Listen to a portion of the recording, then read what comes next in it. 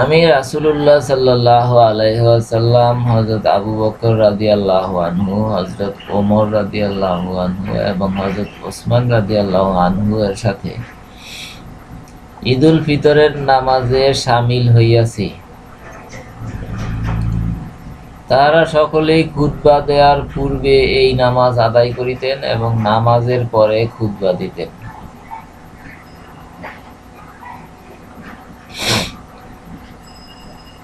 হাদিস বর্ণনাকারী হযরত আব্দুল্লাহ ইবনে আব্বাস রাদিয়াল্লাহু আনহু বলেন, আমি যেন এখনো দেখিতেছি রাসূলুল্লাহ সাল্লাল্লাহু আলাইহি ওয়াসাল্লাম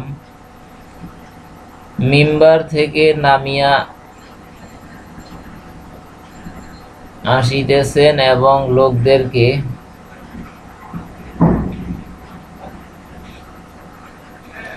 হাতের ইশারায় বসিয়ে দিতেছেন।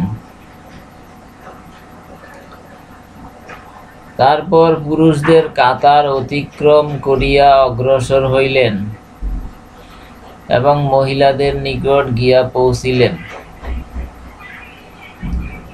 বেলাল রাদিয়াল্লাহু আনহু তাহার সঙ্গে ছিলেন। তারপর এই আয়াত তিলাওয়াত করিলেন, হে নবী, ঈমানদার নারীগণ যখন আপনার নিকট আসিয়া এই মর্মে শপথ করে যে তাহারা আল্লাহর সাথে অংশী স্থাপন করিবে না,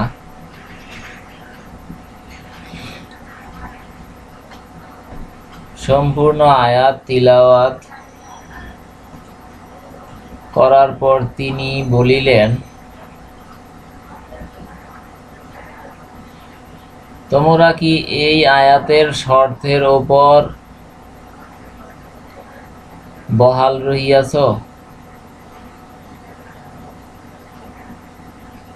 জনৈকা নারী জবাব দিল, সে ছাড়া অন্য কেউ কোনো কথা বলিল না।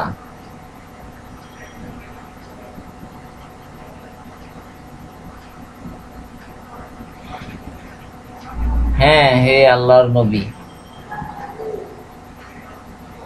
কিন্তু সেই মহিলাটি কে তাহা জানা গেল না।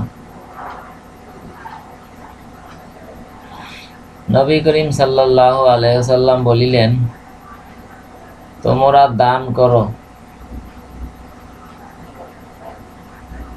বেলাল রাদিয়াল্লাহু আনহু তাহার কাপড় পাতিয়া দিয়া বলিলেন,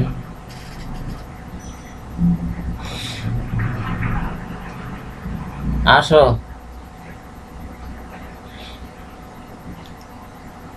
আমার পিতামাতা তোমাদের উপর কোরবান হোক। নারীরা তাহাদের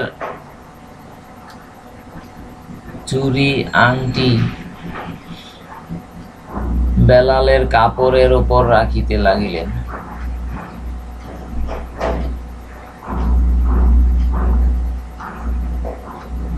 আল হাদিস,